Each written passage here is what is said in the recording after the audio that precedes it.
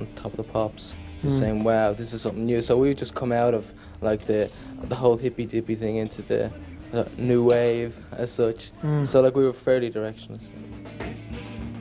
Because Ireland always tended to embrace pop culture in waves, so that one culture would be overlapping the other, where if you were living in London there were always very defined lines, you know, it was either hippie, punk, ska, beat, but in Dublin there'd be always this melange, and they came out of this kind of melting pot of several different cultures.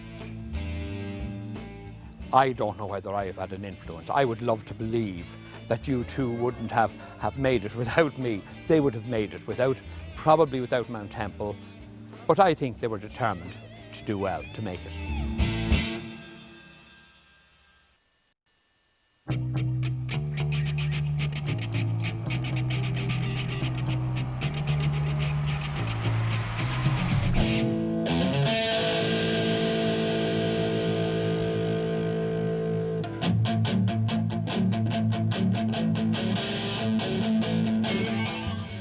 1977, the Irish music scene was undergoing a radical change. The band, which was at this point named Feedback and later renamed The Hype, were in the middle of this musical melting pot. Creativity seemed to be emerging out of nowhere. Dublin was becoming special. Dave Fanning, now a world-famous rock DJ, was at the time running a pirate radio station. I don't know, what was probably so special about Dublin in the mid-70s was the fact that most people grew up with the influences of American stuff on television and English stuff through a lot of other stuff. And we were a million miles from anything like that at all. We were a million miles certainly from America, and London and Dublin, say, which is a good example, they were poles apart. So you were being exposed to American television, you were being exposed to the Beatles revolution, you then were being constantly reminded of Irish culture and its Celtic roots and the mysticism that's attendant on that, and also the repression and the anal retentive nature of Irish society at that time. Well, there was an exploding punk scene in Ireland at the time. I mean, the thing began in New York in '75 or thereabouts with the emergence of the Ramones and Patti Smith and television and bands like that. Was picked up in the UK through '76 and filtered through to Ireland. There were a number of bands and singers that had been able to break through into chart success, and U2 were no different than anybody else at that point in time. They were a bunch of young wannabes. After leaving Mount Temple School, Bono and the band became regulars in the various pubs and clubs in and around Dublin.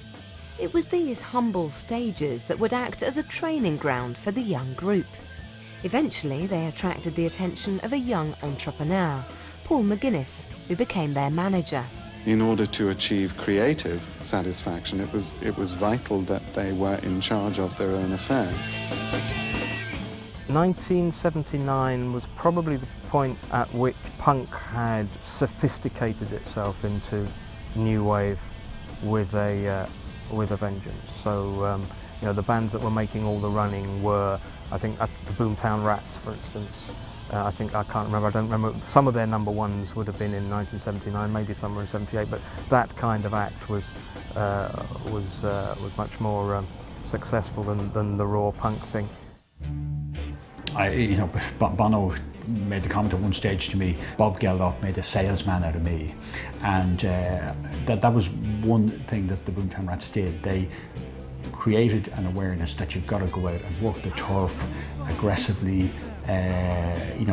win an audience, force record company people to listen to you if need be, and if you did that and did that effectively, then there was a far greater likelihood that you could actually make a career of rock and roll, which people in Ireland had only done very sporadically up to that point. In 1979, Chaz de Wally was a 25-year-old A&R man for CBS Records.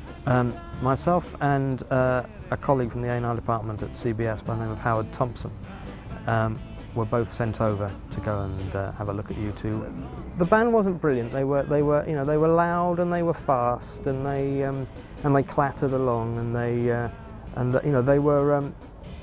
were sort of like a Division 2 new wave band of the era. Bono was particularly outstanding. I guess he was mesmerising. The attention was entirely upon him and upon him only, and he had this whole vocabulary of dramatic gestures on top of the standard sort of rock and roll shapes that you expect from lead singers in pop or new wave or whatever bands. You know, he knew when to do things in slightly slow motion. He wasn't frenetic.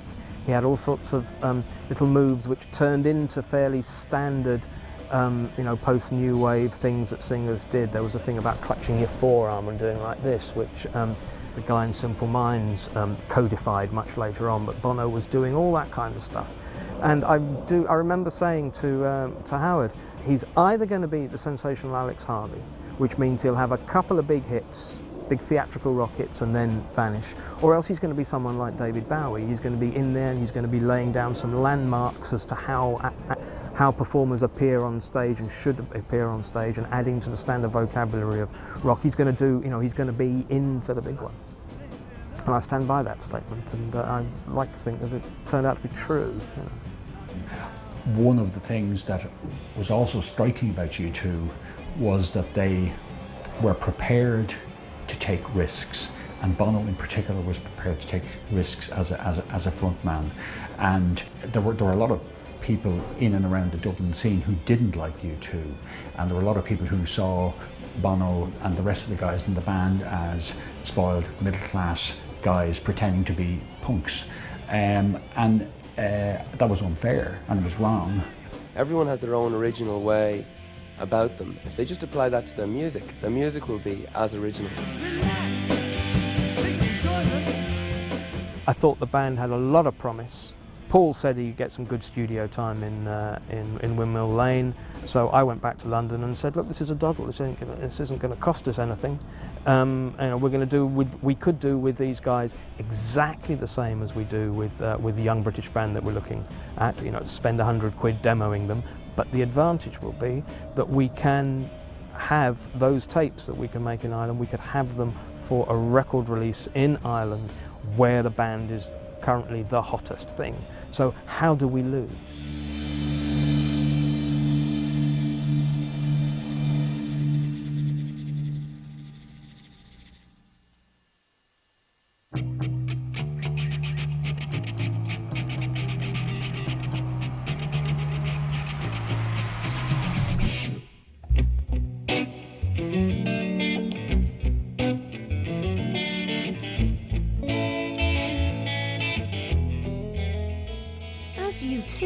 They were now ready for their first big break, the Evening Press Harp Lager Talent Contest in Limerick, to be held on St Patrick's Day, March 1978.